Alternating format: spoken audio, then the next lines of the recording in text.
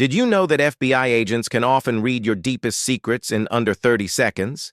It's not magic, it's a skill, and it's one you can cultivate too.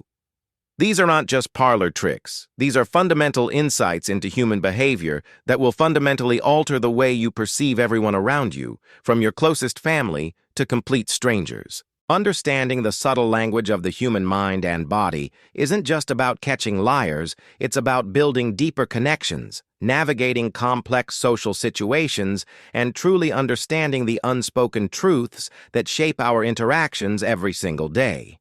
By the end of this, you'll have practical, real-world applications for these insights, tools you can start using immediately to unlock a new level of perception. Let's start with the cornerstone of all human observation: baseline reading. Before you can spot a deviation, you need to know what normal looks like for an individual. This is where most people falter. They jump straight to looking for signs of deception without first establishing a benchmark.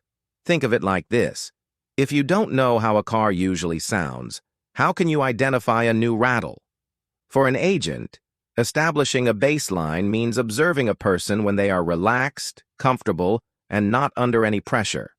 It's about cataloging their typical posture, their usual vocal tone, their common gestures, and their natural eye movements. I recall a case involving a seemingly calm witness, a man named Thomas, who was testifying about a minor incident. On the surface, he was composed, articulate. But we had observed Thomas over several days in casual settings, at a coffee shop, talking to his colleagues.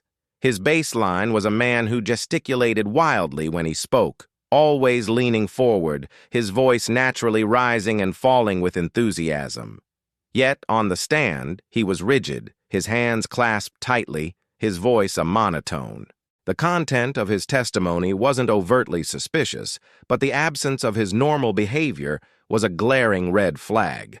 We knew something was off, not because he showed a tell, but because he didn't show his usual self. It turned out he was omitting crucial details, not outright lying, but carefully curating his narrative. So, how do you apply this? Start with the people you know best.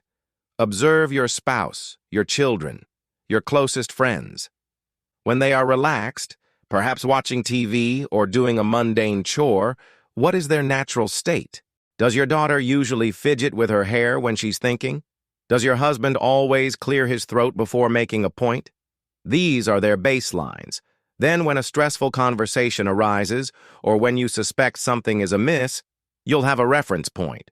Do you truly know what normal looks like for the people around you? What small, almost imperceptible shifts do you notice when someone's off their usual rhythm? Scientifically, your brain is a pattern recognition machine. It thrives on predictability. When a familiar pattern is broken, when someone deviates from their established baseline, your brain, even subconsciously, registers that deviation as a signal. It's an alarm bell, telling you that something is different, and it warrants further attention. It's not about judgment, it's about observation. Next, we delve into the fleeting world of micro-expression mastery. These are universal, involuntary facial expressions that flash across a person's face for mere fractions of a second, often too quickly for conscious control. They reveal true emotion, even when someone is trying to conceal it. There are 7 universal micro-expressions: anger, fear, sadness, disgust, surprise, contempt, and happiness. While all are telling, 3 are particularly crucial for a seasoned observer to never miss: contempt, surprise, and fear. Contempt often appears as a slight tightening and raising of one corner of the mouth, almost a subtle smirk. It signals a feeling of superiority or disdain. I once saw a suspect, a seemingly remorseful man, express fleeting contempt when the prosecutor mentioned the victim's family. It was gone in an instant, but it confirmed our suspicion that his remorse was feigned. He didn't care, he felt he was above the consequences. Surprise is characterized by raised eyebrows, wide eyes, and an open mouth. It's quick, often followed by another expression as the person processes the new information. If someone claims to be surprised but their eyebrows don't fully raise or their mouth doesn't drop, it's likely a feigned reaction. Could you tell genuine surprise from feigned shock in a tense negotiation? Fear is perhaps the most critical. It's shown by raised eyebrows, often pulled together, eyes wide and tense, and a slightly open mouth with the lips pulled back. I've seen this flicker across the faces of individuals who are trying to maintain a brave front, but are internally terrified of exposure. Are you missing the flicker of fear in a smile, or the subtle tension around the eyes that betrays true apprehension? These expressions are rooted deep in our limbic system, the ancient part of the brain responsible for emotion and survival. They happen before the conscious brain can fully process and suppress them. To practice, watch interviews on television, especially those where people are under scrutiny. Pause the video and look for these rapid shifts. It takes practice, but once you start seeing them, you can't unsee them. It's like learning a new language where the words are written on the face itself. Let's shift our focus from the face to the words themselves, or rather, the way words are used. This is about verbal tells, the subtle linguistic patterns that can betray a person's true thoughts or intentions. It's not just about what someone says, but how they say it, and what they don't say. Skilled interrogators listen for specific cues that indicate discomfort, evasion, or outright deception. One common verbal tell is qualifying language. This includes phrases like "to be honest," "frankly, believe me," or "I swear to God." When someone feels the need to explicitly state they are being truthful, it often suggests they are aware that their statement might be perceived as untruthful, or they are trying to convince themselves as much as you. I remember a suspect, a seemingly trustworthy individual named David, who was questioned about missing funds. Every other sentence began with, "to be perfectly honest with you," or "believe me, I wouldn't lie about this." His excessive reassurances were a far louder signal than any direct admission. It was as if he was trying to paper over the cracks in his story with declarations of honesty.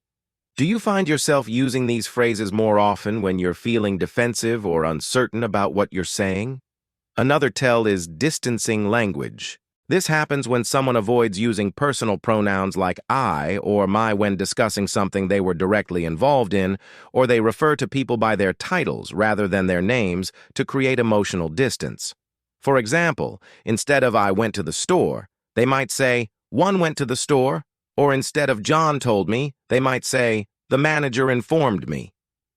It's a subtle way of disassociating themselves from the narrative.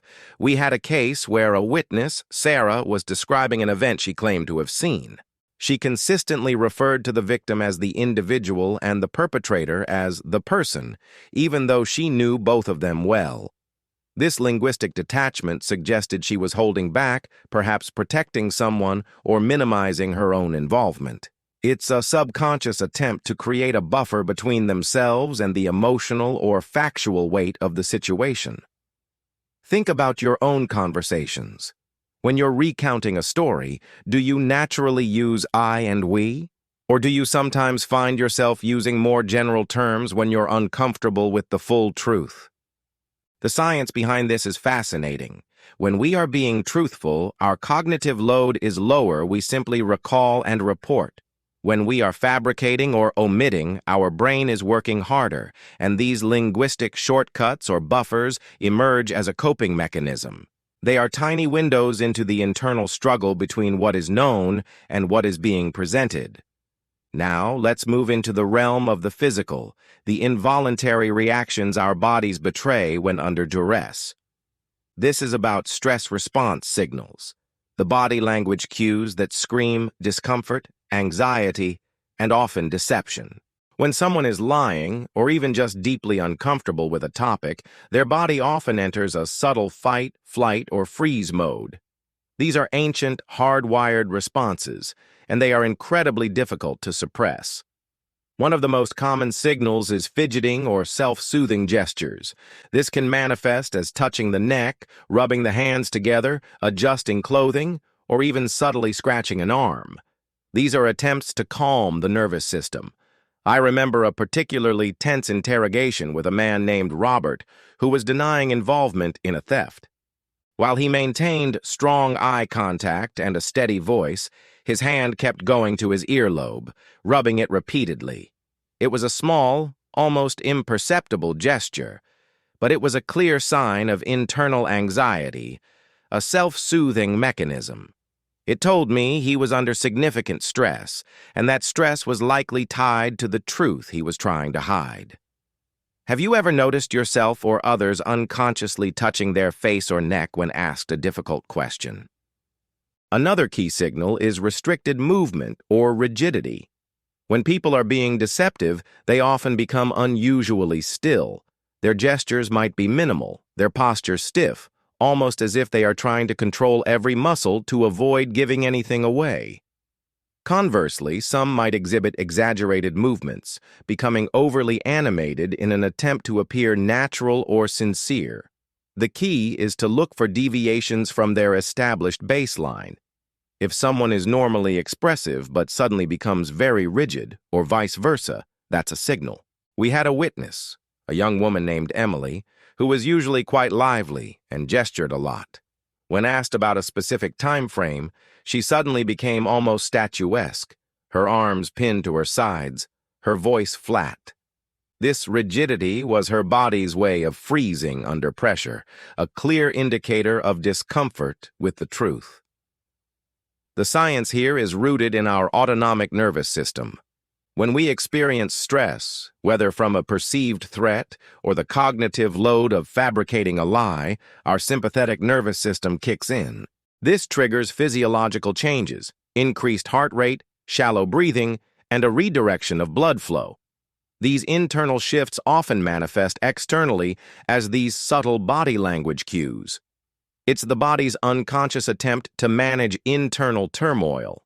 To spot a lie in 10 seconds, you need to look for a cluster of these behaviors, a shift from baseline coupled with self-soothing or rigidity, especially when discussing a sensitive topic. It's rarely one signal, it's the symphony of subtle shifts that tells the story. This brings us to a technique I call the truth trap technique. It's not about direct accusation, but about structuring your questions in a way that makes it difficult for a deceptive person to maintain their facade without revealing inconsistencies. It's a subtle art, like setting a snare, where the person's own words become their undoing.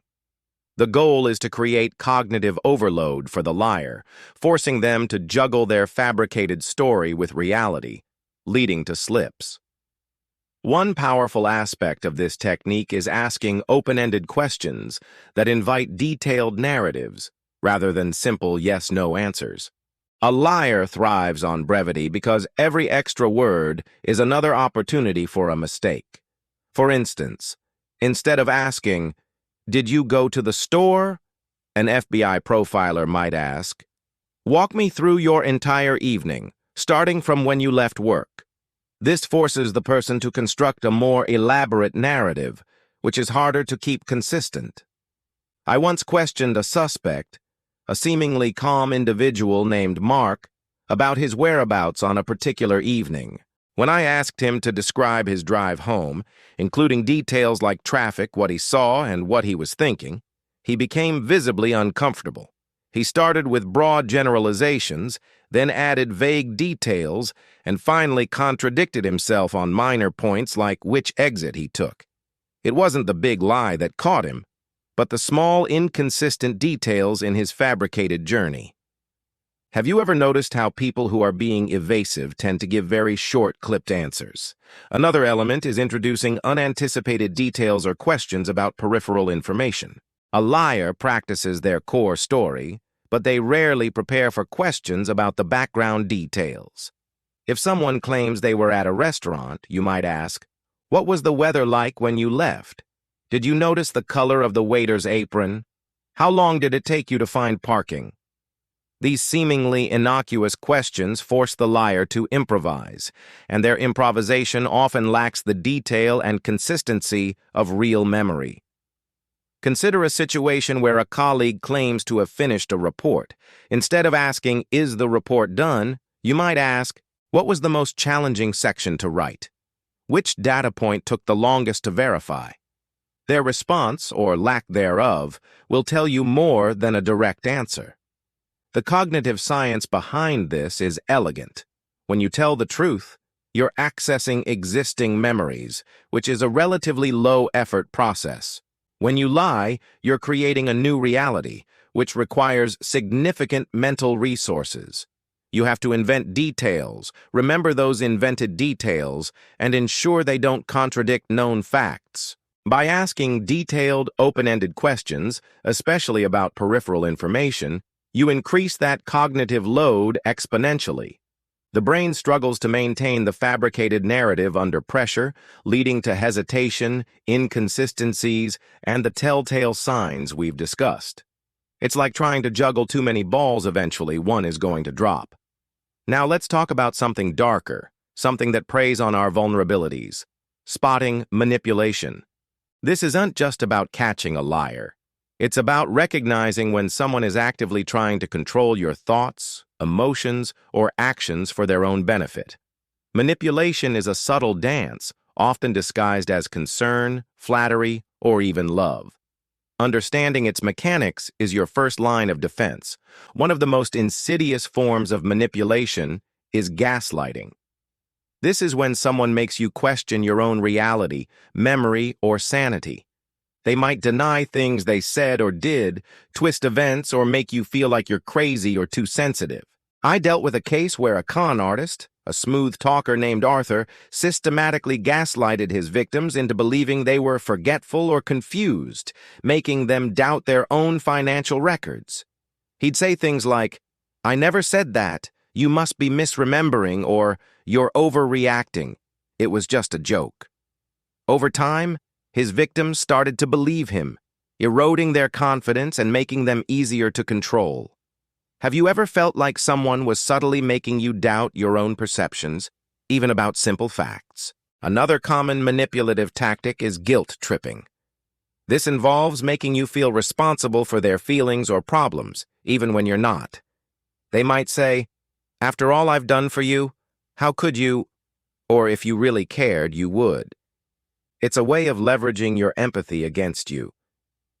I saw this frequently in domestic disputes, where one party would use emotional blackmail to control the other, making them feel perpetually indebted or obligated. It's a heavy emotional burden to carry, and it's designed to make you comply out of a sense of duty or shame. Do you find yourself doing things out of a sense of obligation rather than genuine desire? Perhaps because someone made you feel guilty? Then there's the love bombing and devaluation cycle, often seen in narcissistic manipulation. Initially, they overwhelm you with affection, praise, and attention, making you feel incredibly special. This creates a strong bond. Then, once you're hooked, they begin to devalue you, criticize you, and withdraw affection, leaving you desperate to regain that initial high.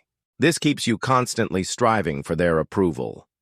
I've seen individuals, often isolated and vulnerable, fall prey to this, becoming completely dependent on their manipulator's fleeting approval.